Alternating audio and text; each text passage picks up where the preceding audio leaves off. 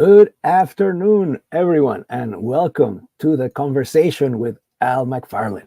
And I am not Al McFarlane. Al, our wonderful host, unfortunately was not able to make the show today, and he asked me, Antonio Rosell, who some of you may have seen on some of the previous shows.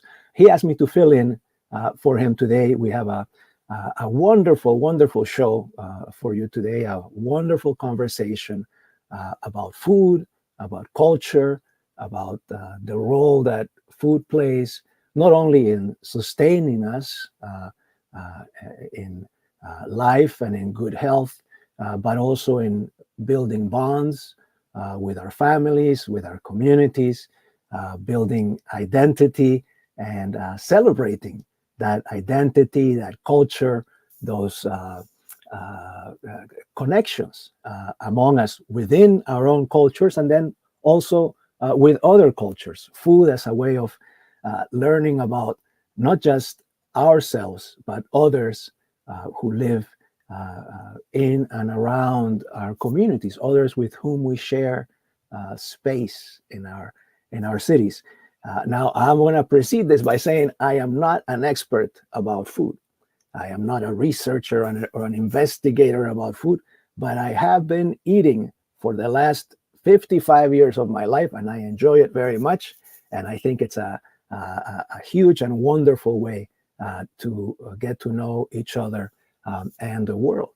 So a part of what prompts the conversation today is the launch of a new book by a wonderful organization called Appetite for Change.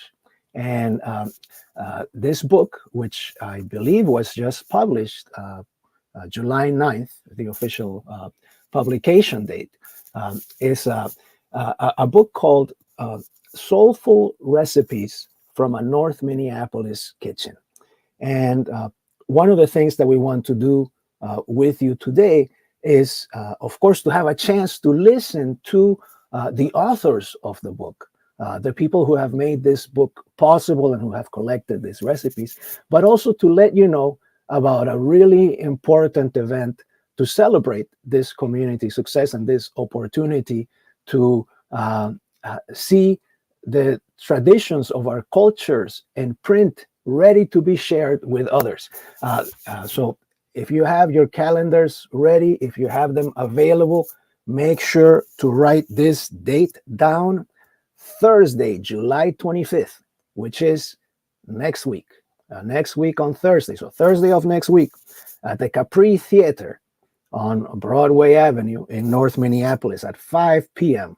There will be a wonderful event that you are all invited to. It's a book launch, 5 to 7 p.m. And we'd like you to come and attend. You can RSVP. They are asking for people to kind of confirm if you're coming to the event simply by sending an email to giving@afcmn.org. And AFC is Appetite for Change, so that's how you can remember that. And MN, well, we're in Minnesota, so afcmn.org,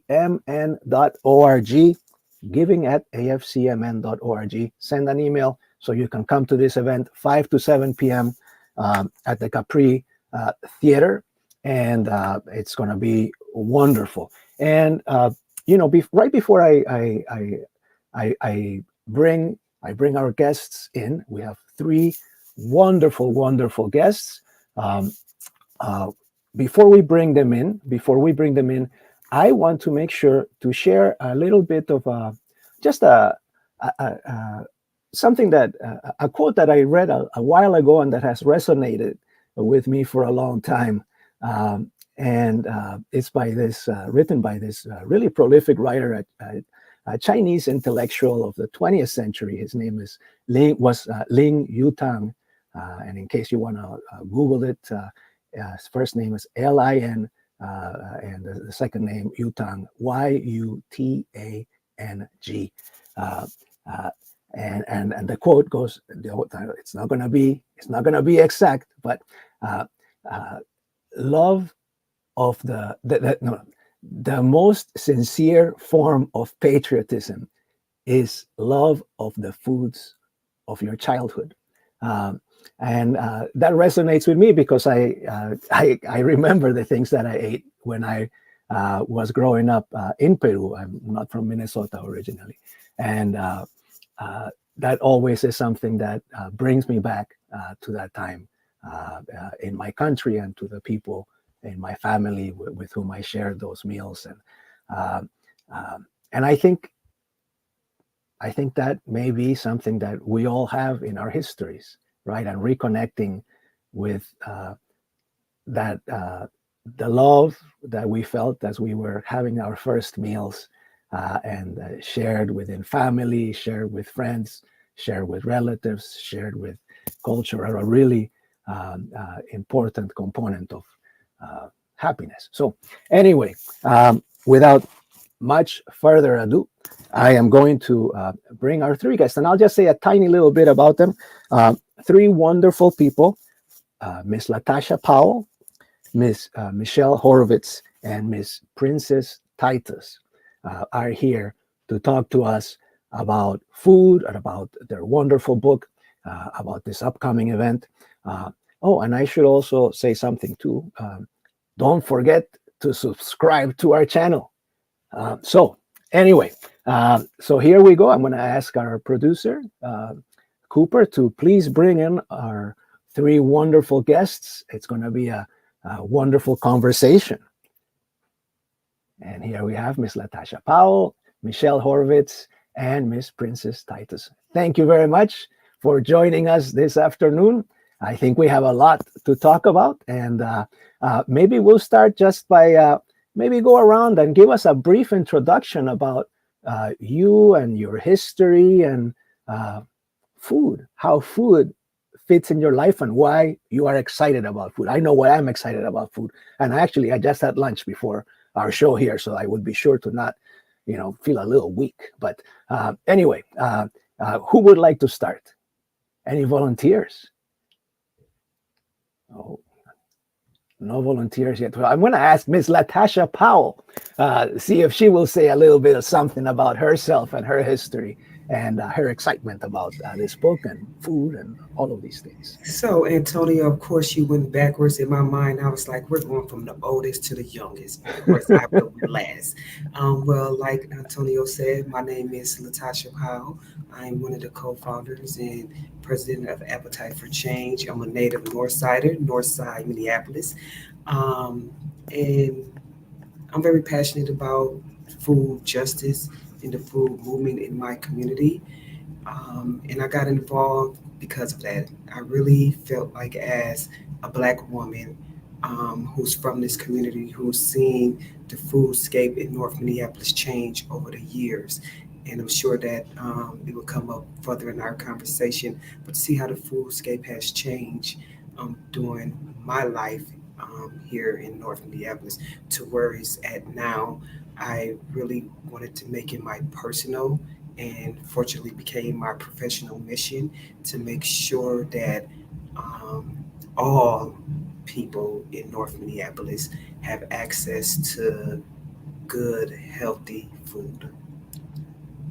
Thank you very much for sharing that. That's a wonderful explanation. And I wonder if you could go in a little bit of detail about kind of how you became involved with the issue of food insecurity. And maybe for some of our listeners who may be new to the topic, what is food insecurity, and how did you decide that this was going to be a mission that you worked on? Food insecurity means for me when you don't have access to the necessarily nutritional food that you need to sustain and healthy and just make you overall be great. And in North Minneapolis, we currently have two grocery stores. And at a point in time, when I was a child, there was five grocery stores. There was also a lot of small mom and pops grocery stores that I would say about four or five of those in the community, and they was walkable. So we was able to walk to get access to what we need. So when I'm talking about food insecurity, not having that access, not being able to walk, not having many choices or where you can go to get the necessary food that you need. And I'm talking about real food. whole food that you can take home and cook a good meal with your family, friends, or even neighbors. How I got started in this work is it was actually before I met these two lovely ladies, my two co-founders. Um, I was on my own personal mission to really understand what I was consuming in my body. And I realized that I started doing a little research. I started talking to a few butchers, and they just was talking to me about how they break down beef or how they broke down pork and what's to come afterwards and all the chemicals and things that they put on food to preserve it. So I looked into it a little bit, not really knowing having the knowledge that I have now, and I realized that um, what is approved for us to eat have small amounts of chemicals that should not be consumed by humans. And I was like, wow. So to myself, I thought like they are killing us slowly through our food. And so I just like, okay, can't eat meat no more. I have to learn how to grow food. And so I just threw some seeds in my backyard and didn't test no soil, didn't do nothing, didn't water, didn't pay attention, but the food grew. It grew. And I was like, wow. And I went off and I just started eating off the food for that season. And so I made a promise to myself from that day forward that I will grow my own food and not just me grow, but how can I reach my community? More importantly, people that look like me in the youth to realize that growing your own food is important. Wow. Wow, that's a wonderful, wonderful story. Thank you for sharing that, LaTasha. I want to make sure to bring in your other partners here as well. Maybe I'll ask Miss Princess Titus to tell us a little bit about your story as well, on how you came to this work and where you fit and all of this. Thank you, Antonio. Just hearing Tasha is so invigorating. I will say, I want to thank all the listeners and Al McFarlane for allowing us the space to share this. It is refueling of me as a co founder to hear each woman share their story and to have that space to share narrative is important. And I know that's why you do the work that you do. I came to Minnesota from Chicago about 29 years ago. And I was a refugee from Chicago, being a very violent area, plagued with gun violence. I just wanted to save my two children. I got here and went to school for a few different things, but I really wanted to grow food because my grandmother had a friend who grew food and my grandmother cooked food. She went to school for culinary arts at the age of 54. Like, there goes my chances of being a first time college student, right? And so she cooked the food and her friend grew the food. And my dad's mom actually grew food and didn't eat any food from the store and kept, I didn't know at that time she was treating cancer. Which became very evasive when she started eating regular or food from the big produced food that she didn't grow herself. And so I came here and got an opportunity to grow food with the Hmong farmers on Olson Highway. Don't remember any of their names. They didn't speak English. I didn't speak Hmong. And they taught me how to weed with a butcher knife and deter pests with cayenne pepper and castile soap and take that hat off and get that sun in your scalp and your hands in the dirt. And I ate great that year. My daughter actually took her first steps in a cucumber patch. So that's kind of how I became interested in food. As Tasha talked about, like the journey before it, I think we all three had our own passions about food. And then when we connected, it was organic pollination, cross pollination between, the Black community, native North Minneapolis from Louisiana for LaTasha, me from Chicago, and then Michelle, who's not a Black woman. And food brought us together. It blurred our lines and it allowed us to build community beyond our neighborhood. And I will hand it over to Michelle to share her story. Now I'm doing your job, Antonio. I apologize. No, that's fine because you're doing a great job. But I just wanted to say thank you for sharing that. That is another beautiful, amazing story. And this thread of growing your own food in the place where you're at, also, in working with the Hmong farmers and kind of having that opportunity, even without language, to connect through not just, I mean, it's food, but it's the process of growing the food that connected you, right? And it's working together towards this goal. And there is a certain optimism that is required to invest effort in planting, in farming, not knowing how it's going to turn out, but you have to have in your heart a belief that, God is going to take care of this. Nature is going to take care of this. This is going to come out. If I put my good effort in, if I have faith in my good effort and in the universe being a good place for me to be in, this will come out. I will be able to eat. So I like that very much. And I'll follow your lead, and I'll say now, Michelle Horovitz, tell us a little bit about your story, please, and tell us how you all got to know each other and work together. And yes, ready to hear you. Yes, and some of us don't even have to put any work in. God and the universe just provides, like Tasha, her first growing season, just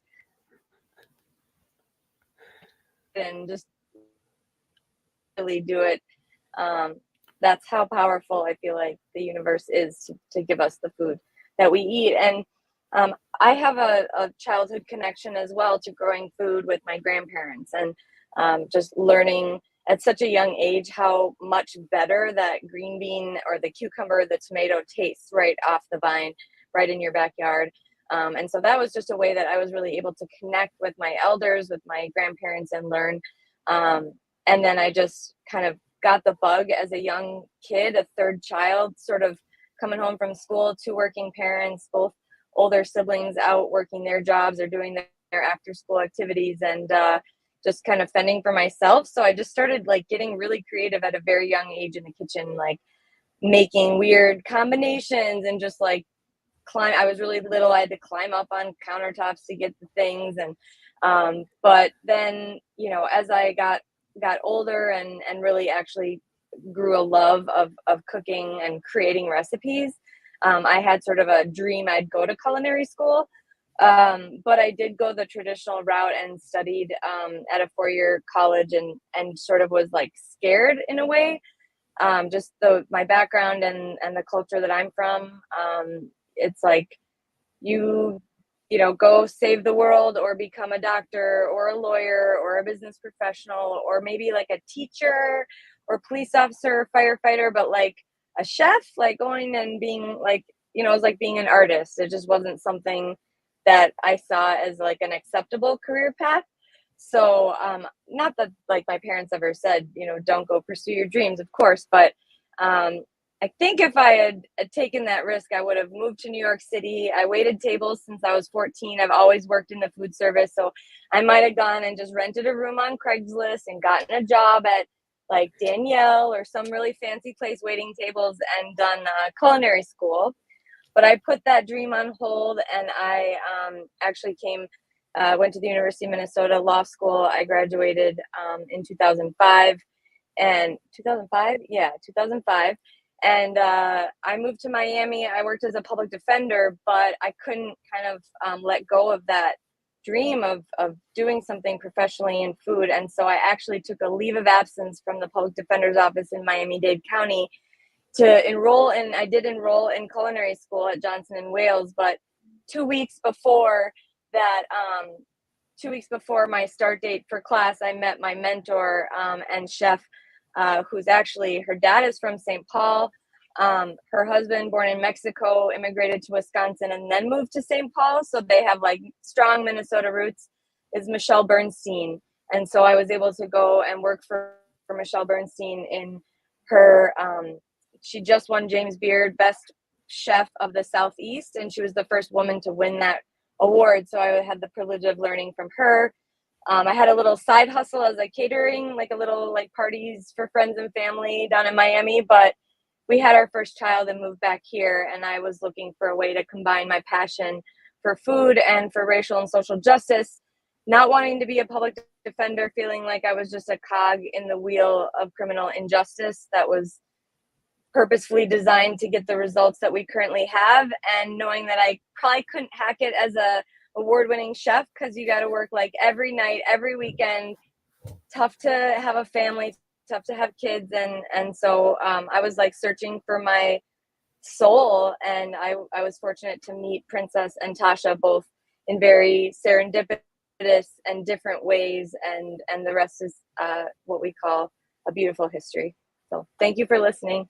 Yeah, no, thanks for that story too. So I'm a little bit curious about how you all met. And Michelle, you just mentioned it was a serendipitous history.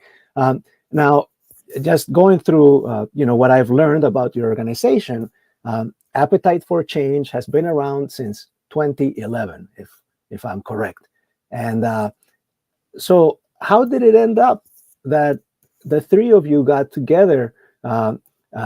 LaTasha or Princess or Michelle, how did that happen? And how did you you founded the organization after meeting and saying, hey, this is something that we could do? How did that work? Any volunteers? I might have to ask LaTasha then. This is actually better will come from Michelle. She is kind of the glue that brought us together. So I would like for her to kind of start it off, and then me and Princess can add in a little later. Okay, Fine. I tried to say not it on the private chat, but it didn't work. I'm gonna say a little bit and then toss it over to P, because she's just a better storyteller, let's be honest. Serendipitous, because a friend introduced Princess and I, someone who she had worked with and I was just getting to know, who kind of knew where Princess was in her life and knew what some of my ideas were about food. I was like, there's got to be a way to do something with food that is like social justice and community building and community organizing, and not just like what you think of food insecurity, like how we kind of started the conversation. That's not really what we all started this around. It was food as a tool for social change, as opposed to food as a band-aid to fix societal systemic issues, environmental policy issues that really only the people who are most affected by an issue are the best folks to rise up to solve it. So I was looking to be a catalyst on the north side. My dad grew up on the north side. My grandparents both came to North Minneapolis off the boat from Eastern Europe, and just felt a really strong connection to the community that my whole dad's side of the family called home for so long.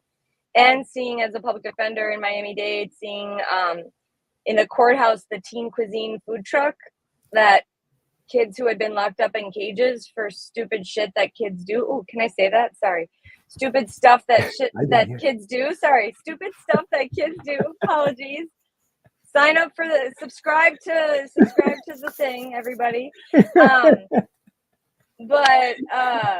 But seeing these kids who are coming out of cages and these retributive programs, or like they're gonna fix bad kids or something, and then they come out of their program and they have to get a job, and so they put them on these food trucks, and that's their job to kind of re-enter society. I just, thinking about the lack of access to food and seeing the food landscape. When I was in law school, I lived in the warehouse district. Now it's the North Loop, but Cub on Broadway was my grocery store, because there was no food, in the warehouse district. There was nothing they have now. And just seeing the difference between the Cub on that West Broadway and then the Cub over by my parents' house, like closer in the out in the suburbs, and just questioning that, seeing my clients in Miami come in with kids eating, hot Cheetos and Mountain Dew at 2 years old for breakfast,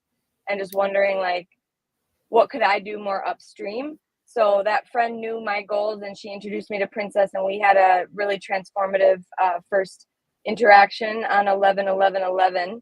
And then Tasha and I met also serendipitously because my my friend who I connected with culturally from Africa, who's a Sephardic Jew, and I'm an Ashkenazi Jew, and we were building a relationship. She was learning about what I was trying to do, and she was trying to convince me that I should go back and get another degree at Metro State. And she was inviting me to her class, and I went to the class. It was a community psychology class, or community health in the community psychology department.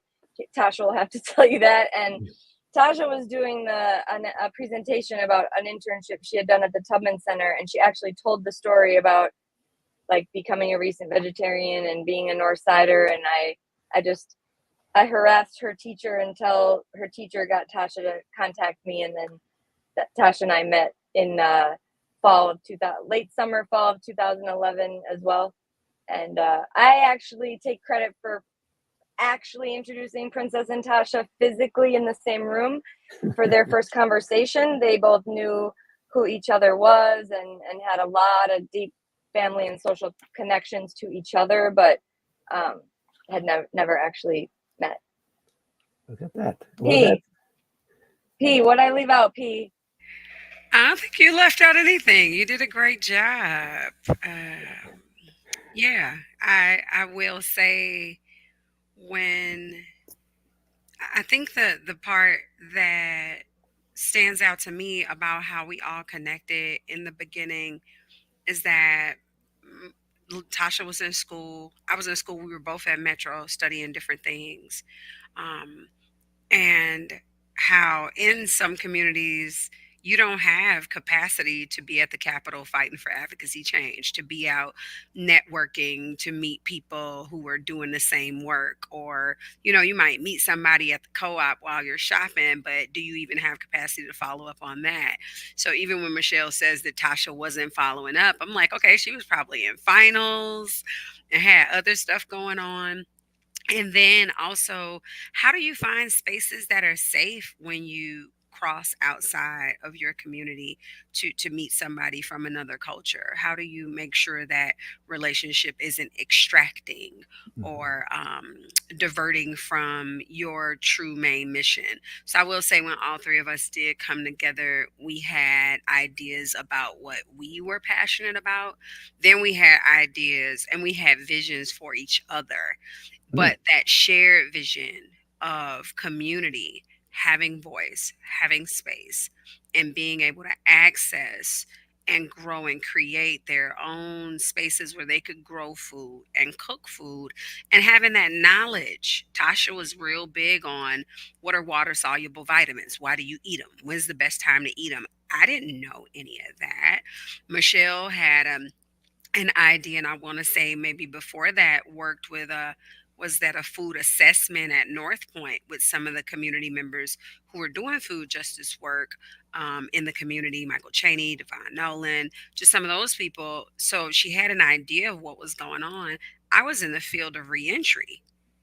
I had planted strawberries with my son on his 16th birthday, and 2 weeks later, he passed away. He was a victim of gun violence. And so, for me to be offered a space, Antonio's in shock. I just dropped that on you. I apologize. But I've been on the show before, and I don't want to leave that part out because it is a true part It's huge. of I'm so sorry. what That the is garden. terrible. Thank you. Oh, But it's a true I'm part of sorry. what the garden offered, and how even in that trauma, I needed that safe space with LaTasha. I needed that safe space with Michelle. I needed to be around community and giving them options to have their voices and stories told. And that was healing for me and my family. And here we are 13 years later after Anthony Titus transitioned, 12 years after Appetite for Change has been around. And I still believe that food is the tool that can create that social change when it comes to even some of the harm that our young people are enduring and in engaging in our community. So I would say that was the part that was left out. Thank you for listening. Tasha, did I leave something out? Tasha crying. Don't cry, Tasha. Tasha's the cry baby or the cry big mama. Oh my goodness. This I mean, this is life, right? I mean, Yeah. this is how it is, and this is um, what the experience of life is. Uh, and we all have different experiences through it, but people grow old. There are tragedies that people endure. There are terrible things that happen that uh, can't, in some ways, be avoided, and people find the ways to be strong and find that strength to continue and find the faith um, to keep planting, right, and to keep growing. And oof. Antonio, if I could add to COVID, we had these beautiful programs. We cooked and ate and talked with 400 community members using trauma informed nutrition as a model to hear our people's voices. How are you being resilient with one grocery store or two grocery stores or a grocery store that sells outdated food? And they like that cooking and eating and talking. They wanted that fellowship. So that became our flagship program. They also wanted farms. Right now, we have 3 urban farms. We grew 7,700 pounds of produce last year. The young people also wanted a space to have some say so. So we have a youth training and opportunity program. All of the things that the community said they wanted were what we put in place. And then COVID happened, and there was no more space to cook and eat and talk. Our community meal box program came out of that pivot during COVID, but also our volunteer program grew. And we were able to offer people spaces of healing and solace in the land, the same way the Hmong community did me, the same thing I needed to do after I lost Anthony, 6 feet apart, safely social distance, in our urban farms. And so that building community beyond our neighborhood on a bigger scale, finding out that people wanted access to the land and after COVID needed to do that healing. Mhm. And we didn't, it wasn't a part of our mission, but so many organic things came just out of us bringing food, growing the food, cooking the food, eating the food to the forefront of the social change issues. So I just wanted to point out that what I needed and what I did, what the women offered me, was something we were able to offer back to the community and hoping that idea goes out to society as a whole. That's very, very powerful. Whew, um, it's you mentioned COVID just a minute ago, and I'll tell you a little COVID related story. Uh, we were many years ago, before COVID, we were visiting Peru, which is my home country, and I had gone with my wife and my son, who, at the time he was, my only son, because later on we have two more kids, but we had gone to Peru, and my wife had gotten sick. She's from Ohio, not used to the food that we eat down there sometimes, and she had gotten pretty ill and had not been able to eat anything for a while.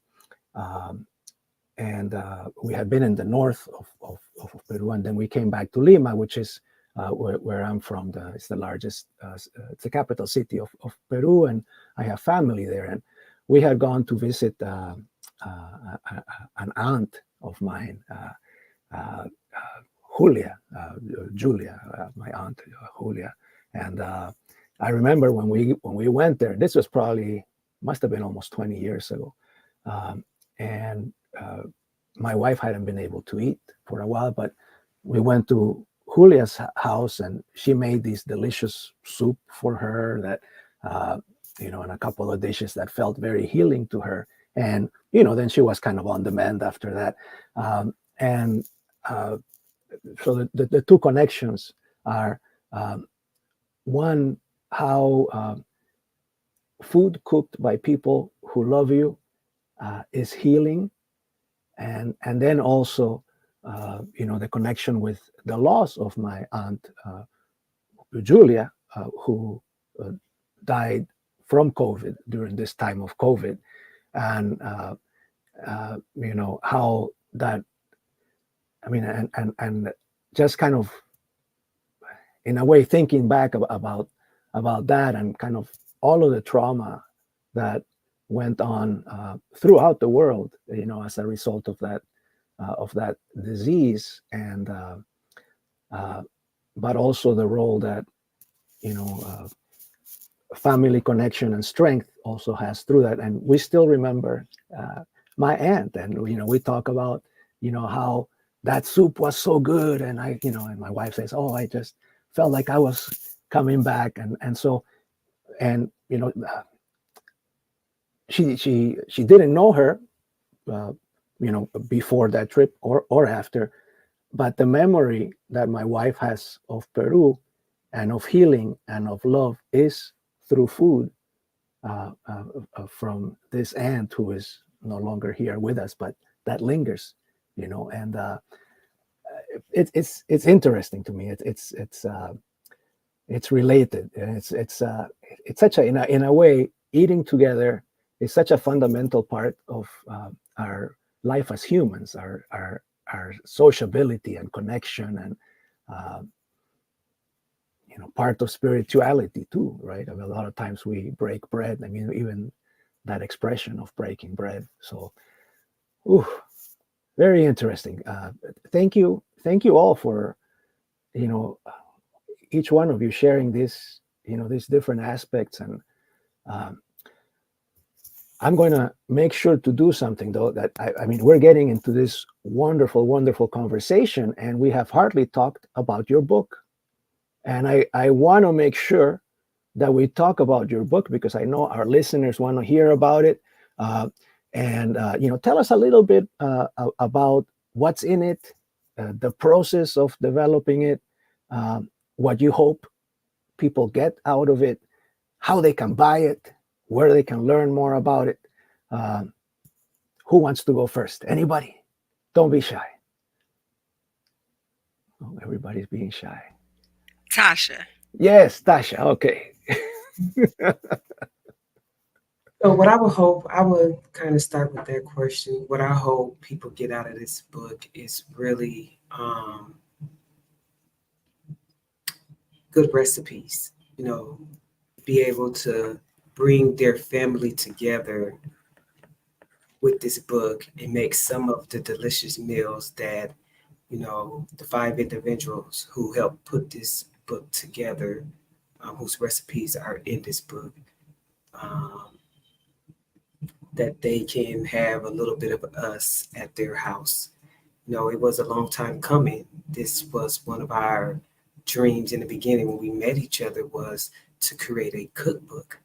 And I'm so excited. It's so beautiful. It's so cute. And I'm not just saying it because it's ours, but it's amazing. When the book came to the office, I just fell in love with it. You get the little copy, and I was like, I don't know about that. Anybody gonna like that book? But when the real copy came, I was like, oh, this is so great. I just took it and just wanted to just start sharing it with community members and families members and everybody else. It's so excited. They was looking at it. They was like, this is real. They love it. It got Northside on there. And it got some very great recipes in there that calls for you to really sit down and be intentional about what you're preparing and what you are putting in your body from your family across many different cultures of food that kind of intertwine culturally with, majority of some of the African traditional dishes.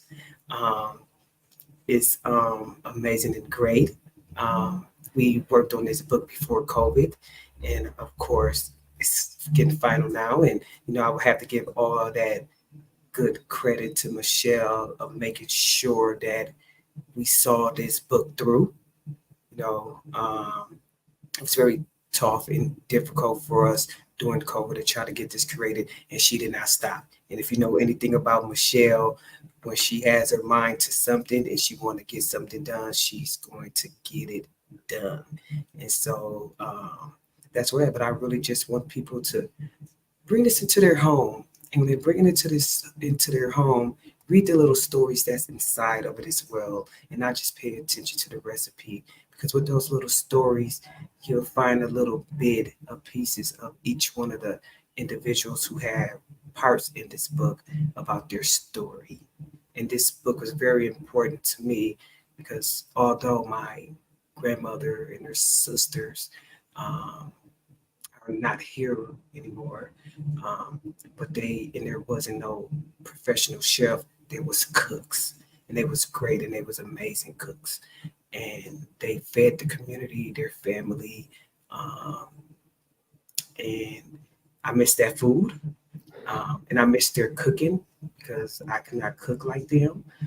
But hopefully, with me just sharing the importance of cooking real food, that hopefully it can strengthen the relationships within individuals' families.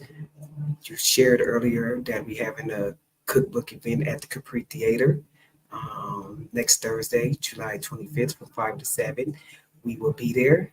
Please come out and join us. You can also go to our website to purchase these books. We also have these books at some local Black-owned bookstores, one in Minneapolis, one in St. Paul. Sorry, I don't know the name right off back. We also will be selling it at our cookbook event.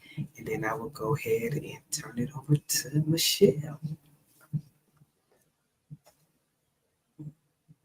I mean, you can turn it over to me, but you pretty much covered everything. I don't know, Antonio, do you have a specific question, or Princess, do you want to share? He had that. Now I'm remembering. Tasha, you talk longer than I've ever heard you talk on one of these interviews, so I forgot that there was already a question. So, Pete, you want to go?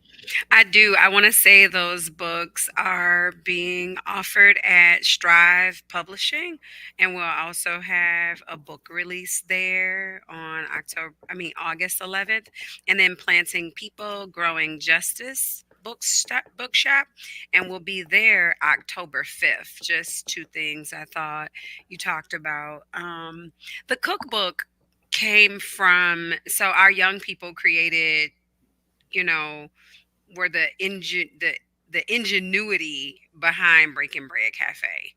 They were the young people who were like, we don't have a sit down restaurant in the corridor West Broadway. So if we work a job and we have to take our money, if there's a graduation or a funeral, we have to leave our community and spend our dollar to sit down and eat food. And then it's not real food, and people don't often treat you well when you go outside of your community. So the ingenuity behind Breaking Bread, super long story. You have to check out one of the other videos or come out and see us at Appetite for Change, and I'll tell you the details. And then the next young people did the viral video, Grow Food, and then Breaking Bread. We're looking for Forever Home. So being that it's closed, we wanted to offer some of those menu items to our community because it was built with the community. So it's not like big chain restaurant. We're not sharing the recipe to the secret sauce. You can learn how to make Tasha's candy yam recipe. You can learn how to make Michelle's matzo ball soup. You can learn how to make my rendition of my grandma's fried green cabbage with a little purple cabbage in there, so I can be eating to live and not just living to eat. Those recipes are in there. And so we wanted to be able to, we're always pivoting. And when you have lack of access and all these disparities, you have to really get creative. The Community Cooks Meal Box was us being creative, and the cookbook was us being creative as well. So I'm hoping people can miss shrimp and grits and miss that kale salad and make it at home. Teach your young people how to mix, measure, stir, shake up, make that dressing, and then eventually stop buying store-bought dressing and see how easy it is to make your own dressing, and then save some money, and then change your mindset around, is food too expensive? Is it really expensive to eat healthy? And then change your mind around, do I not have time to cook? I do have time to cook. That's what I'm hoping the cookbook does for people. What this experience has done for us. And then I think Michelle should talk about how it all came together. Yeah, I can talk about that. Thank you, Princess. That was awesome. Good setup. So yeah, like Tasha mentioned, we talked about making this cookbook from day one, like when the youth were standing outside the corner stores handing out samples of mango salsa to show people with the recipe that you could get all the ingredients to make fresh mango salsa at the corner store. And we're like, damn, this is so good. We'd be like just eating it plain without chips, and we gotta get this recipe out to the people, right? So I mean, it was a long time coming, but really after Breaking Bread Cafe opened, and Lachelle Cunningham, our founding executive chef, brought sort of her global comfort food, her culinary point of view, and it meshed with the Appetite for Change mission, and bringing community voice and recipes, and having a sit down restaurant, and actually asking the community what they want, and hearing that they want, like, I think someone actually wrote like a Chinese soul food fusion or something like that, and like to put something weird and wacky like the kimchi Reuben on the menu, and that's like a bit of my culture, and like just like how those mashups really came together. Beth Dooley, who is a James Beard award-winning cookbook writer, author, in collaboration with Sean Sherman, they wrote The Sous Chef, which is also an amazing book. And so she approached Lachelle, Tasha, Princess, and I, and just said, I'd love to help you guys bring that dream of writing a cookbook to reality. And that was in like 2019, I think 2018, 2019. So we talked about it for a while. Should we really do this? And then we committed to it. And then the pandemic hit, and it was really tough. So picking it back up during the pandemic, and Beth and I making sure that we collected all of the stories from the authors. Every chapter has a different individual story from one of the authors. The three of us, Lachelle Cunningham, and then Daryl Lindsay, one of our almost since day one team members at AFC, and Harvey Rupert, another, both Northside community members, but also a former board member at AFC. So all of our stories, but then all of the stories from AFC. So like the story about the youth with the mango salsa, the story of how the cafe was born, the story of that Princess said, come to AFC, get the cookbook. You'll get almost all the details of that story in the cookbook. So, so Beth and I were kind of like the collectors of all the information and recipes, and helping curate and put things together. And it was a really amazing process to learn about and be a part of. And I hope what I hope is that, like Tasha said, people take this cookbook and get with their kids and get in the kitchen and make some good food, and like learn the techniques and ideas, and take those and be creative and make your own version of that, like, and do something a little different, and put your swag on it. Yeah. That is pretty great. And I'm of course I haven't read the book yet, right? Because it's barely just out. And like you said, the book launch party is this 25th of July, next week. But just hearing your description of it, one of the things that I really admire about it is that, well, number one, it's a book of recipes, as you have mentioned, that have all these recipes that have a lot of meaning to the people that have contributed as part of their families, to each of you that have contributed recipes. But there's also stories in there, right? There's stories about Appetite for Change, about some of the work that you've done. And, like I said, I haven't read it, but I imagine that there's also stories where people are reflecting on those recipes that they're contributing to the book. So in a way, it's a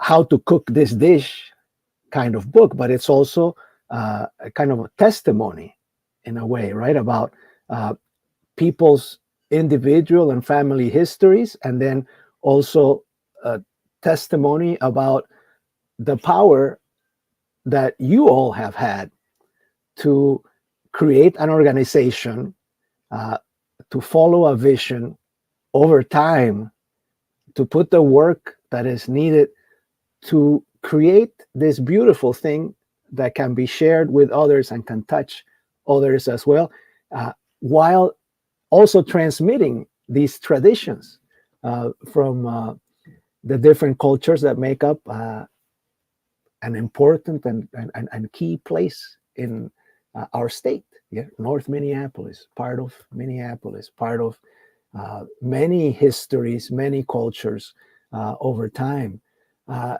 It's amazing, and I mean, to me, it encapsulates a lot of like there's a lot going on, and here's this object that a person can purchase and read through and get all of this of it. So that's wonderful. That's wonderful. Any items, any ideas that if people wanted to join, after hearing this show, I'm sure there's hundreds, maybe thousands of our listeners. I don't know how many listeners we have, but I mean it must be very many, thousands. People are probably excited about what you do, and they're like, they might be saying, I know that I'm thinking this in my head, how do I become part of this work? How do I contribute? How do I support? What will you say? What are some things that people can do to support the mission of Appetite for Change and to support your work and participate? I would say to reach out to us. We love to hear stories. We love to connect. It's more than a transactional experience. When you started out saying, how can people support the work? First, let's just connect. Let's see who we are. Let's hear your food story. If you're interested in volunteering by yourself, you can reach out to us at volunteering at AFC, like Appetite for Change, men.org. And if you're interested in volunteering with your company and they want to support or sponsor our benches that we're building next year at our urban farm, or what were we saying? We were saying that we wanted to have somebody adopt our conference room. We just moved into a new building.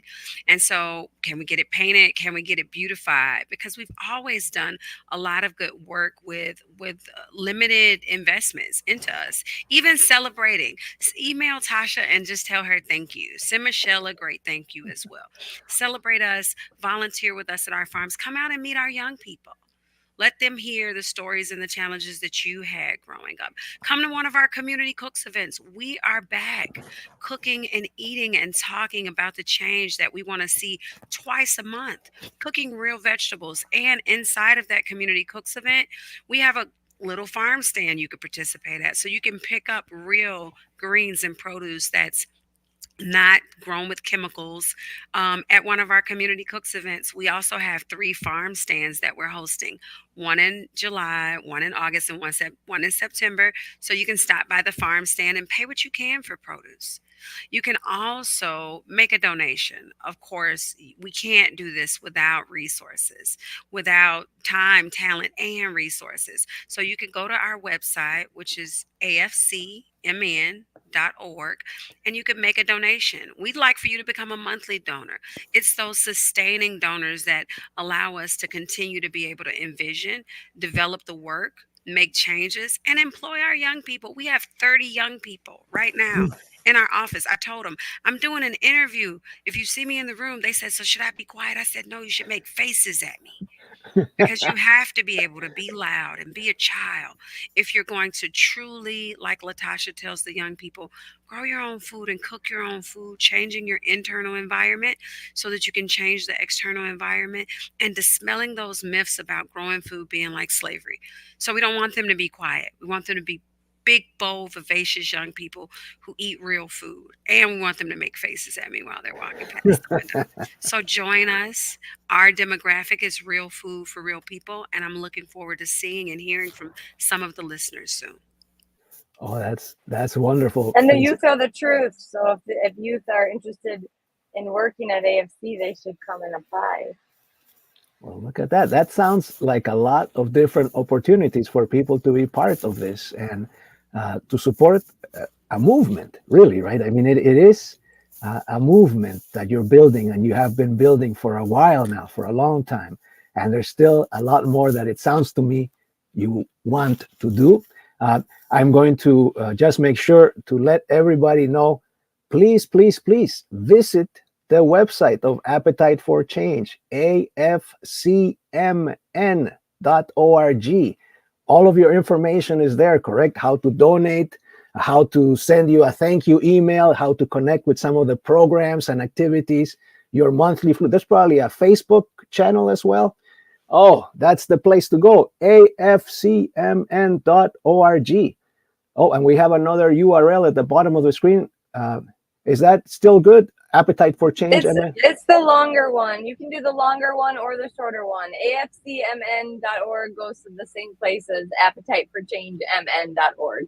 Oh, that's And we wonderful. got the Facebook and the Instagram and the LinkedIn and all the things.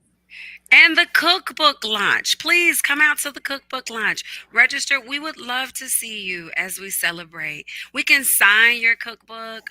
We can talk to you about tweaking the recipe because often sometimes people want to hear from the person even after they're reading the recipe. Like, how do I really do this? We're here for you. Please come out and join us. So people can get tips on how to make the food. Now, will there be any samples of food available? I see Michelle. There will be food and beverage. So come Food get your and snack beverage. and get your snack on. Yes. Oh my goodness. Now that sounds like the place to be. Next Thursday, July 25th, 5 p.m. at the Capri Theater on Broadway Avenue in North Minneapolis. Everybody, please come and show up. Don't forget to subscribe to Insight News as well, to all of our listeners here.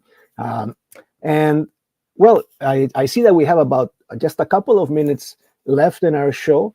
I'm wondering now, thinking about the future. So, immediate future, next week, July 25th, wonderful event at the Capri Theater. But 2 years, 5 years from now, what do you envision for Appetite for Change as part of your work? Anyone? Madam President. I envision a permanent home for Appetite for Change, a small little, home space in North Minneapolis where we can have our urban farm, all of our program admin, bring Breaking Bread Cafe back, to the community is well missed. But to have a space where we own and we can be in for generations to come. What I always shared with these ladies was, being here in North Minneapolis, I've seen a lot of things come and go outside of my community. And the three of us work so hard to keep this organization with the support of our community, with our donors, and all of that, to keep this organization here, that I wanted to say, here go a permanent home. We are here to stay. Come in, make it yours, and come sit down and break bread with us. Love it. I love it. I think that's a Amen. Amen. And Tony, I would like to add at this cookbook launch, we will be honoring one of our co-founders, Michelle Horovitz. For everyone who does not know, she had resigned from, she don't never like accolades, but I'm giving it to her, from the organization in January. So we're gonna have a moment to acknowledge all of the hard work that she put in to make sure that, we are here to have this conversation to this day. And like Princess mentioned, we don't know how to celebrate, but she's going to be celebrated, and she don't have no choice. But I just wanted people to know that. So come celebrate us launching the cookbook and celebrate, the transition of Michelle from a staff, but to a long-term volunteer and always a co-founder of Appetite for Change. And help birth the vision of AFC's future home, bringing back Breaking Bread. Yeah. Thank you. Well, Thank you so much, Antonio and Insight and Al and everybody. This has been so fun. Thank you all very, very much. LaTasha, Princess, Michelle, congratulations on all this amazing, wonderful work you are doing.